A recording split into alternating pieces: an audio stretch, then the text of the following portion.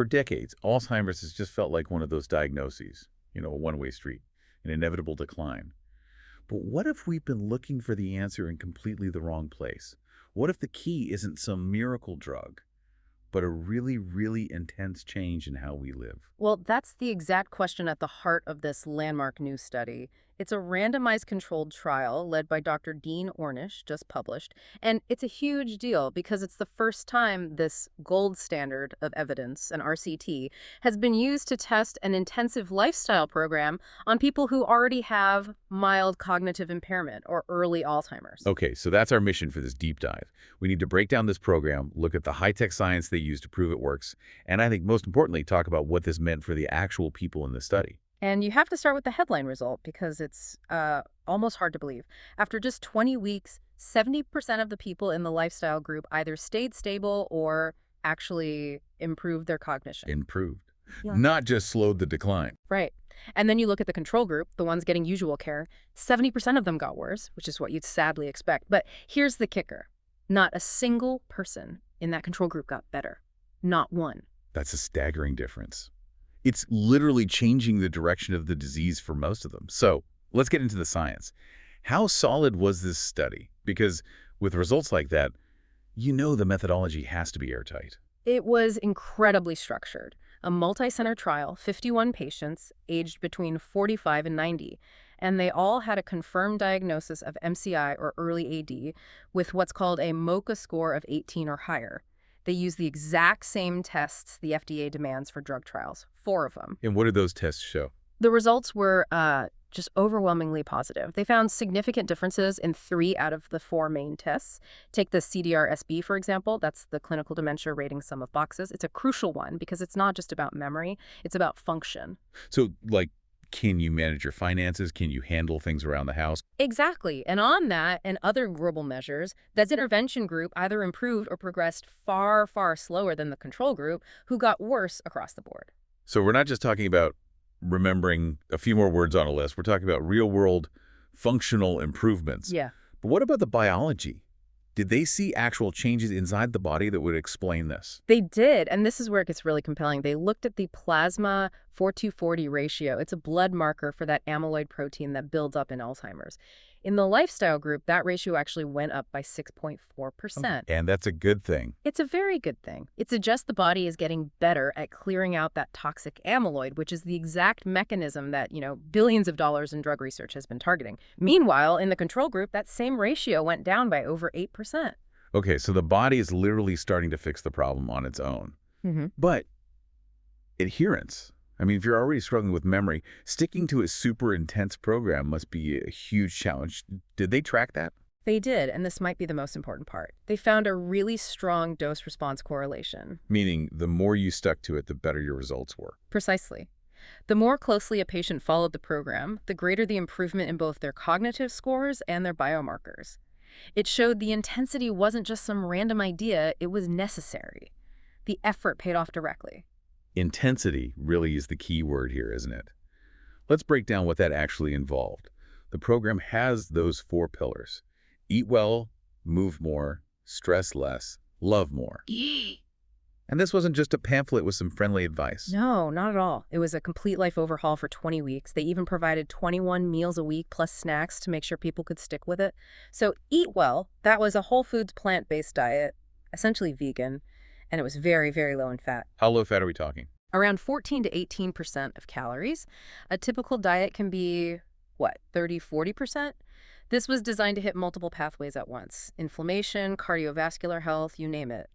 And because it was whole plant foods, calories weren't restricted. You could eat until you were full. And there were specific supplements involved as well? Oh, yes. It was a whole protocol. Omega-3s with curcumin for inflammation. Vitamin B12, which is critical on a vegan diet. Coenzyme Q10, magnesium L-threonate for the brain, and lion's mane mushroom. So a really targeted approach. Okay, so that's the food. What about move more? That was pretty straightforward but consistent. At least 30 minutes of moderate aerobic exercise a day. Think a brisk walk, plus some light strength training 3 times a week. Nothing crazy, just consistent movement. And then stress less. An Alzheimer's diagnosis is one of the most stressful things imaginable. And they were required to do an hour of stress management a day. An hour. Every single day. But it makes perfect sense when you think about it. Chronic stress just floods your body with inflammatory chemicals. So they had a supervised program with meditation, gentle yoga, breathing exercises, a whole toolkit to calm the body's stress response. Which brings us to the last pillar, love more, the support system. This feels like it might be the secret ingredient. I think it's absolutely critical. The patients and their spouses or a study partner were in a support group for an hour, 3 times a week. It was led by a licensed professional. Because this disease, it doesn't just affect one person, it affects the whole family. This piece provided the community and the emotional strength to keep going with everything else. It's fascinating to hear the mechanics of it, but let's translate this. Let's talk about what this really meant for people. It's not just about better test scores. It's about getting your life back, getting your identity back. That is exactly what the testimonials show. I mean, people were regaining abilities they thought were gone forever.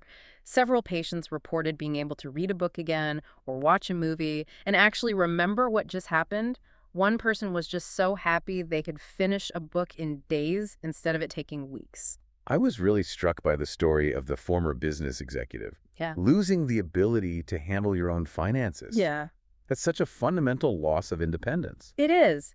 And he got it back. He regained the ability to manage his own investments. He said a lot of self-worth comes back and talked about this deep sense of identity returning. And there was the woman who couldn't do the financial reports for her family business for 5 years. A complex, detail-oriented job. And she was able to do it again, accurately. Her quote was just perfect. She said, "I'm me again, an older but better version of me." But the story of Dan Jones, the musician, that one just hits you right in the heart. It really does. So he's a bagpiper, diagnosed with AD. He had to stop playing because he just couldn't remember the sequence of tunes for these complex military parades. He'd get confused, mess up. So he just quit. So what happened after the program? He played in an hour-and-a-half long parade. He made all the transitions between these 8 different tunes without messing up and getting confused. He said he felt this intense joy. His words were, "I had worth again. Something that was important to me was given back." When you hear stories like that, it just begs the question, Mm. why isn't this the standard of care, given how little the pharmaceutical industry has been able to offer? Well, the contrast is pretty stark. Drug companies have spent billions. In the last 20 years, only 2 drugs got approved. One was pulled from the market.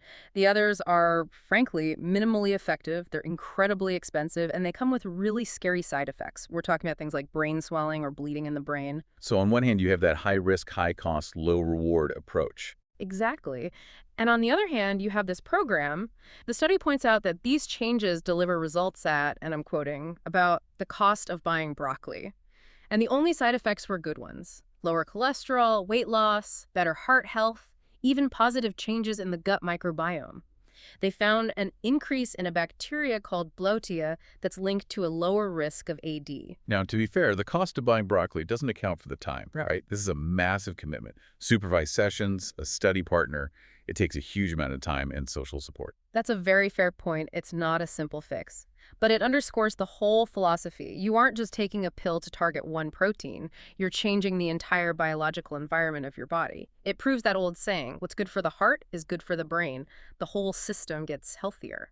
So really, the big takeaway here is that we have this high-tech, gold standard proof that a pretty low-tech, affordable, but very intensive set of lifestyle changes can actually stop or even reverse a disease we all thought was unstoppable. It just flips the entire script. And I think the final thought to leave you with is this.